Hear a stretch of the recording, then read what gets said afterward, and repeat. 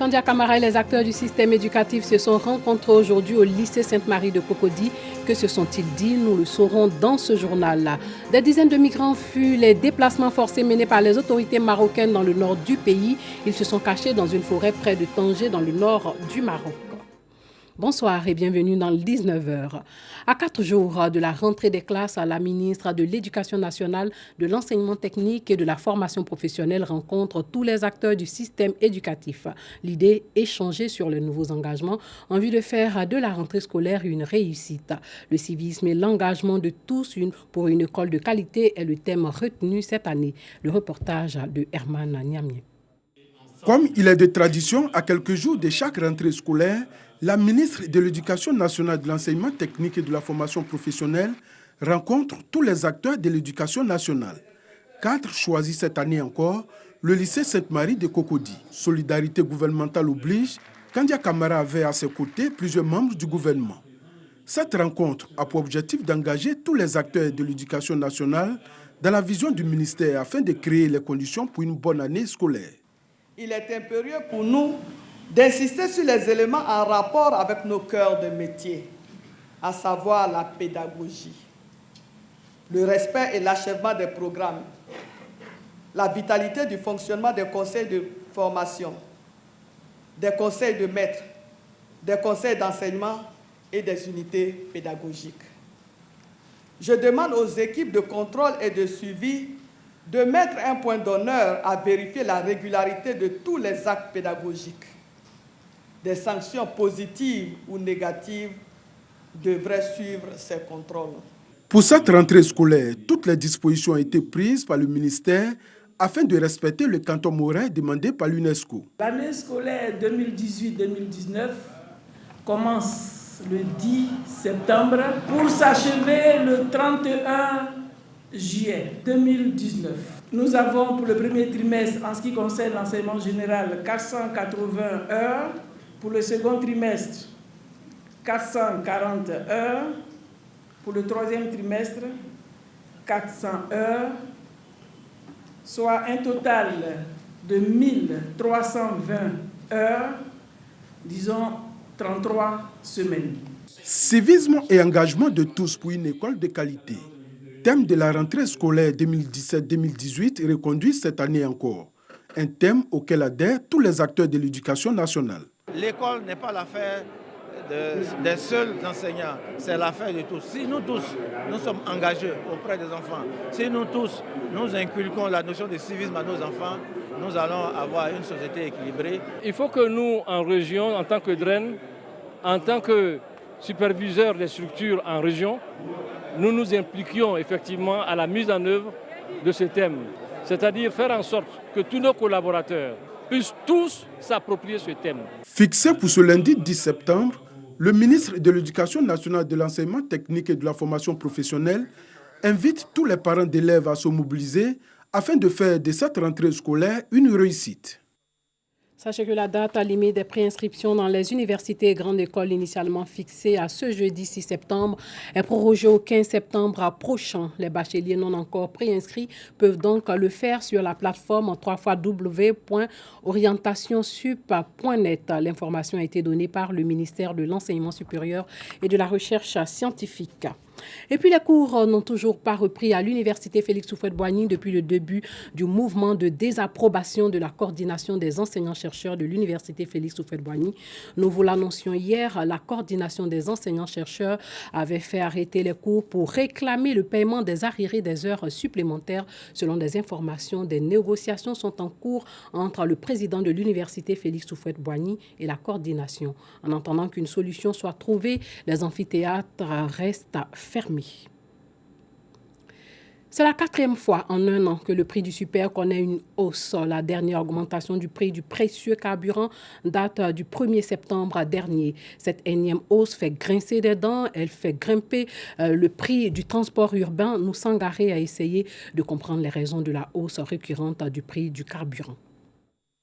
Le prix du super a subi une augmentation en Côte d'Ivoire depuis le 1er septembre dernier. De 610 francs, il est passé à 620 francs CFA, soit une hausse de 10 francs CFA. Cette montée a un impact négatif sur le porte-monnaie des automobilistes. tous les 3 mois, on voit que le prix du carburant augmente un peu, peut-être de 5 francs, de 10 francs. Bon. Je crois que ça atteigne les 750, parce qu'il y a à peu près 5 ans, c'était à peu près 700, 750. Surtout quand on roule avec le frayant, quand le prix est élevé, bon, ben, ça fait souffler un peu la poche.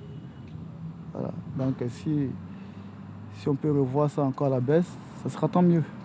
Cette situation découle de la hausse du prix mondial du baril de pétrole qui est passé de $74 en avril 2018 à 77,55 $ ces dernières semaines. Je me dis que c'est dû à l'augmentation internationale, donc ce qui fait que ça agit aussi ici sur les coûts de production et autres. Le carburant, le prix est fixé en fonction des cours mondiaux. Quand ça baisse sur le plan international, ça baisse à la pompe. Quand ça augmente sur le plan international et ça augmente, il y a un comité qui se réunit pour faire les calculs. Vous savez, à un moment donné, nous étions jusqu'à 585 francs le litre de carburant dans notre pays.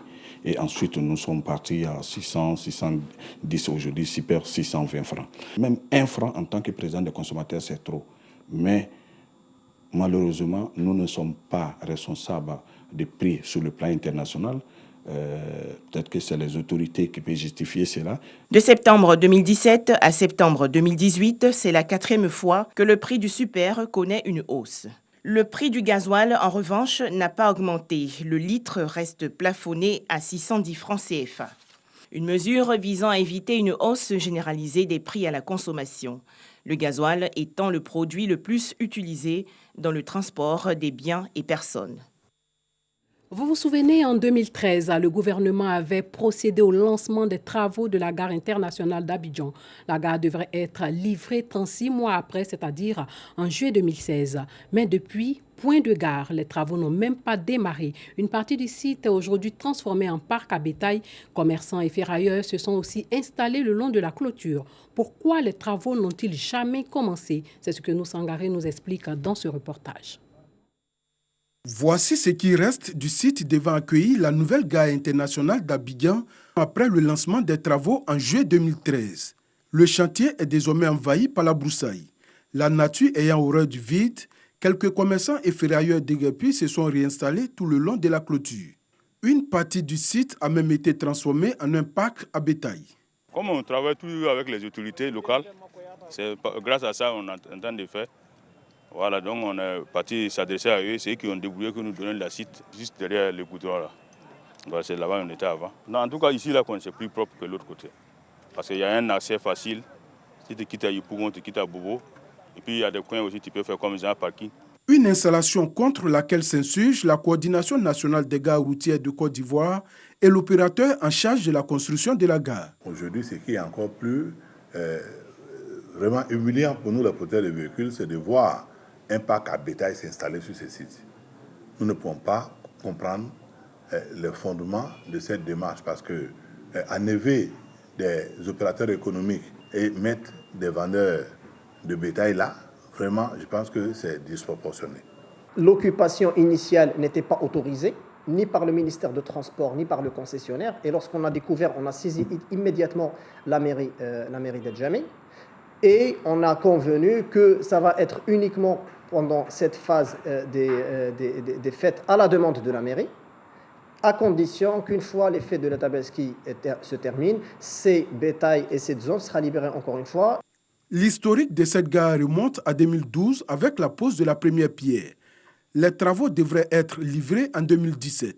Mais jusque-là, les premiers bâtiments de la future gare internationale d'Abidjan tardent à sortir de terre.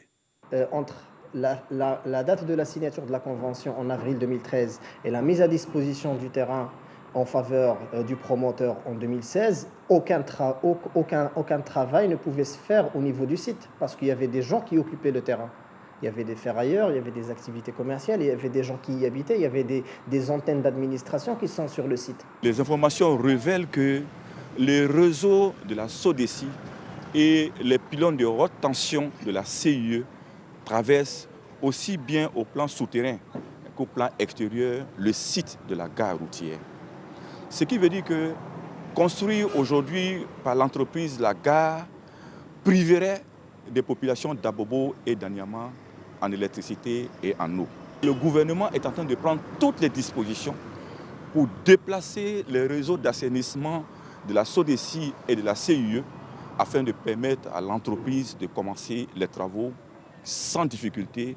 Faux, rétorque Adama Touré, président de la coordination nationale des gares routières de Côte d'Ivoire. Si on s'en tient au fait que la première pierre a été posée il y a 5 années, depuis 2013 à 2018, ils auraient pu enlever.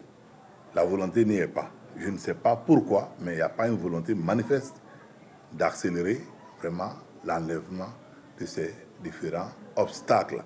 L'opérateur en charge de la construction de la gare rassure les usagers et les transporteurs du démarrage effectif des travaux de la gare courant 4e trimestre de l'année 2018. Les délais qu'on a convenus suite à la réunion de toutes les conditions nécessaires pour réaliser le projet, on va le tenir.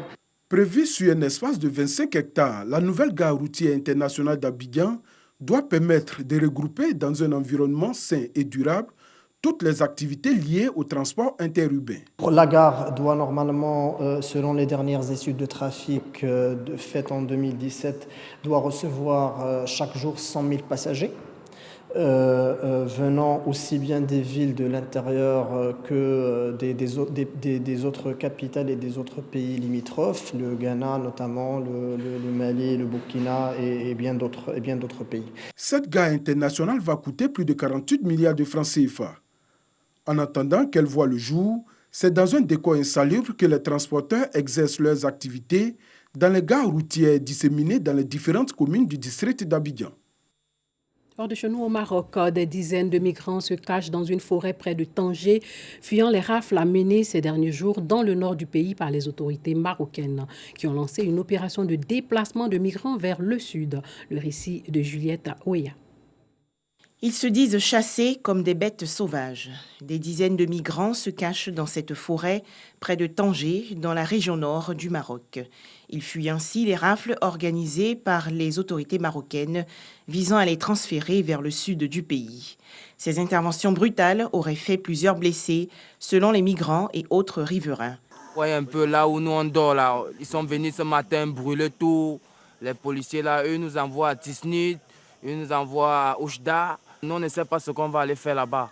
Qui va prendre soin de nous? On n'a même pas d'abord de maison. Déjà, une fois de plus, vous voyez là où nous dormons. C'est bizarre, on dort dehors en forêt. Depuis nous sommes arrivés ici, on n'a pas la paix. On nous frappe. Regarde, il y a ma soeur, ils ont cassé son pied. Elle est couchée là-bas, elle ne peut même pas se lever. Aujourd'hui, un Marocain a cassé son pied. Tout ça, c'est quoi? Même nos téléphones, on vole, l'argent, on vole, les vêtements, on vole, on brûle, on ne mange pas. Les autorités marocaines, de leur côté, expliquent le bien fondé de ces déplacements forcés. Cette action contribue utilement à lutter contre les réseaux mafieux. En Inde, un pont s'est effondré sur une vingtaine de mètres en raison de sa vétusté. Plusieurs voitures et un bus ont été précipités de plusieurs mètres dans le vide. Bilan, au moins 1 mort et 20 blessés. Un bilan provisoire. Des équipes de recherche sont sur place. Ce pont construit en 1965 qui permet de relier 2 quartiers est très fréquenté avec plus de 4000 véhicules par heure. Et puis un séisme de magnitude 6,6 a provoqué des glissements de terrain aujourd'hui même au Japon et une coupure de courant générale. Là, au moins 9 personnes sont mortes et une trentaine d'autres sont portées disparues. Le tremblement de terre s'est produit en pleine nuit dans une île dans le nord du pays. Des dizaines de répliques ont été ressenties. Le tremblement de terre s'est produit 2 jours à peine après un typhon dévastateur dans la région d'Osaka, dans l'est du Japon. Voilà, c'est tout pour ce soir. Merci de nous avoir suivis. Portez-vous bien.